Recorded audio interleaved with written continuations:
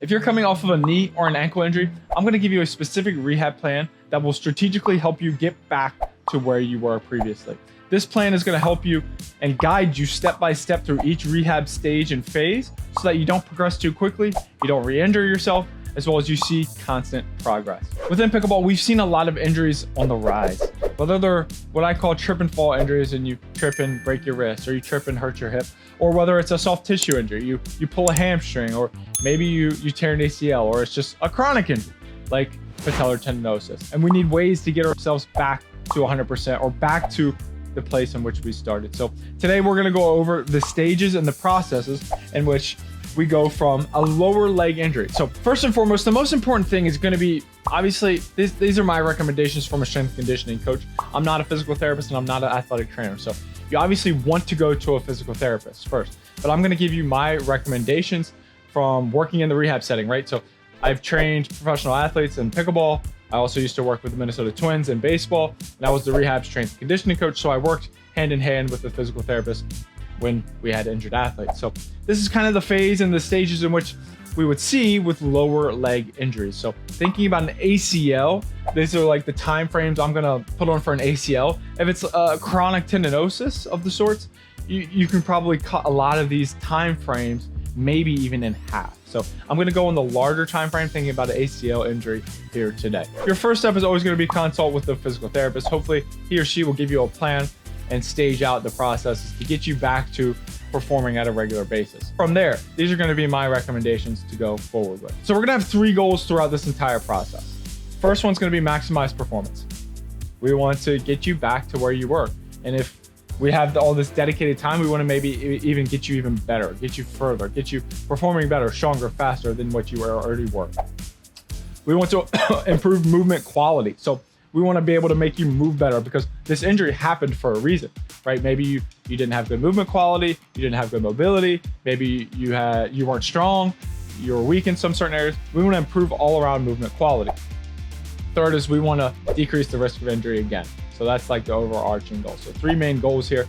And when we go into our stages, our first stage is going to be getting full recovery of joint range of motion, right? So if you have had surgery, or maybe you have an issue in the lower leg that it's limiting your range of motion, that's going to be the first step. Is if you have a loss of range of motion, you want to get that back before you start incorporating anything else. So if in a perfect world, you're going to have a physical therapist and a strength and conditioning specialist handling this case. Okay, so throughout these 4 stages, just looking at an overview, they will both be involved in all 4 of these stages. But if the physical therapist is highly involved in these first 2, they're going to slowly get a little bit more hands off as we move down. And the same with the strength and conditioning coach. If I'm helping out 20% here, 40% here, then it's probably getting to like 60 and like 90% here of the strength and conditioning specialist, and vice versa, right? Like the physical therapist their work is mainly going to be front loaded and then going to be a little bit more maintenance phase towards the end, where the strength and conditioning specialist will take over. So just kind of an overview there. So get full joint range of motion first. And looking at stage 1, you're typically going to stay in stage 1 for about 10 to 14 weeks if you're coming off an ACL tear.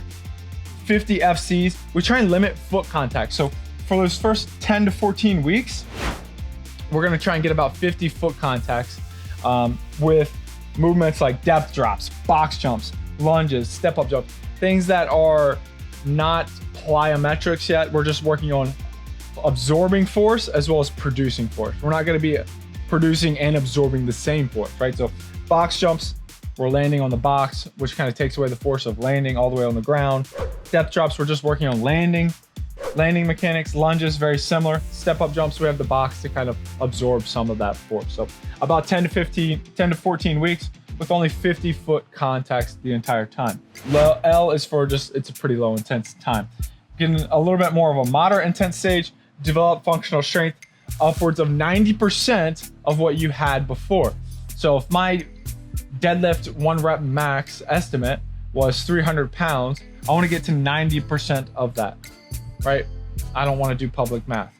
90% of that, right? So looking at stage 2 in all of your movements, right? Like all of your lower body movements want to be at 90% of what they previously were at. This stage will stay in about for 15 to 18 weeks.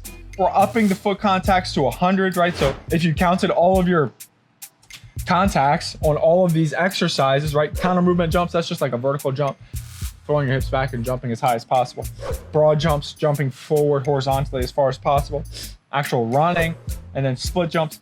If we were to count these foot contacts, if we did 3 sets of 5 each side, right? Like we want this number to add up to about 100. Same with the first stage was about 50. So we are each phase, we're one, increasing volume of foot contacts, but we're also increasing the difficulty and the intensity of the exercise.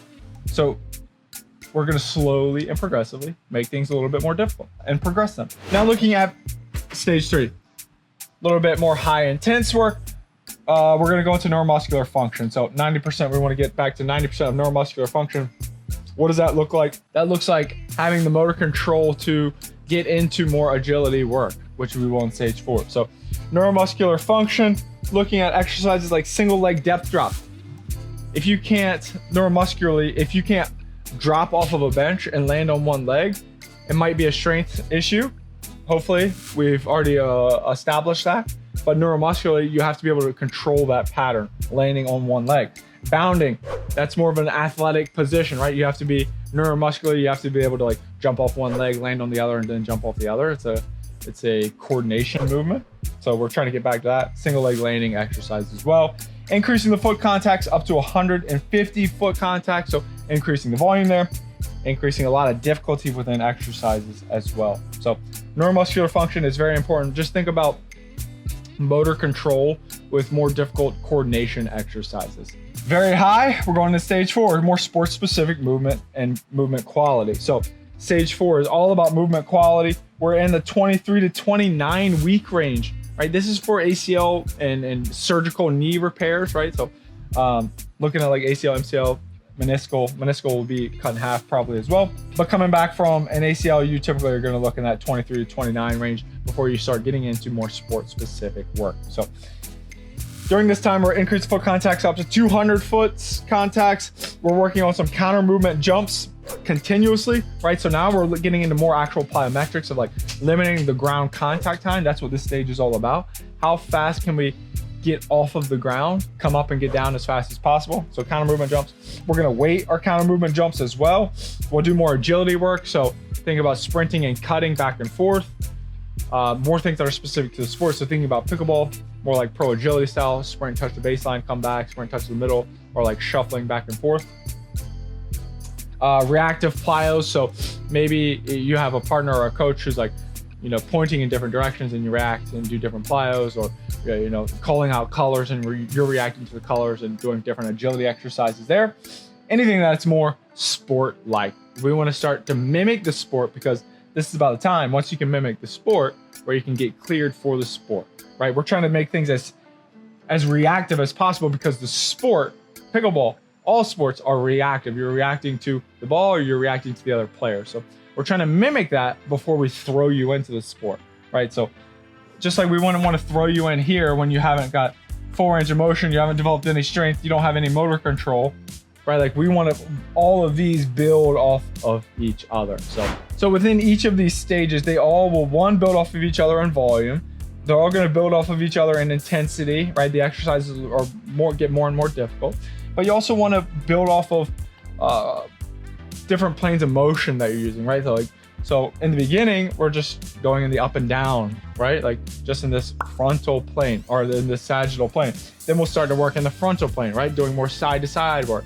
Then later we'll start to do more rotational work, more in the transverse plane. So we'll start to rotate and move in different planes of motion throughout these stages. But this is a basic rundown of how you can structure your rehab plan, right? If maybe your doctor sent you to PT for a short amount of time, this is a stage and phase that you can follow with the weeks, right?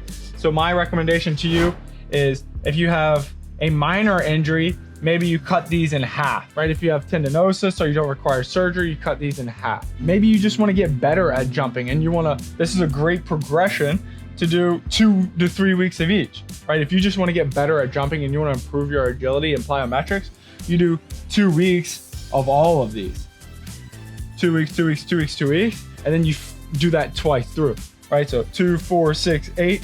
That's 4 months worth if you do that twice through of progressing, regressing, and then getting better, right? So the second time you do these, you add height to the box, you do them bigger, faster, and better. So once we get full range of motion within the joint, we restore our strength within the joint, right? Getting back to 90%. We restore neuromuscular function, and then we start training in more sport-specific patterns. Then you're ready to get back to your sport.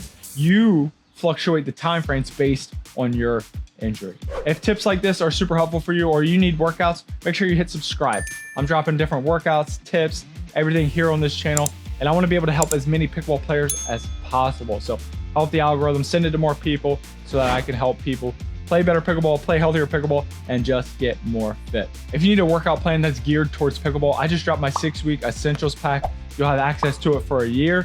It's the best pickleball program on the market. Drop down in the show notes and check it out. I'll give you a 3-day free trial.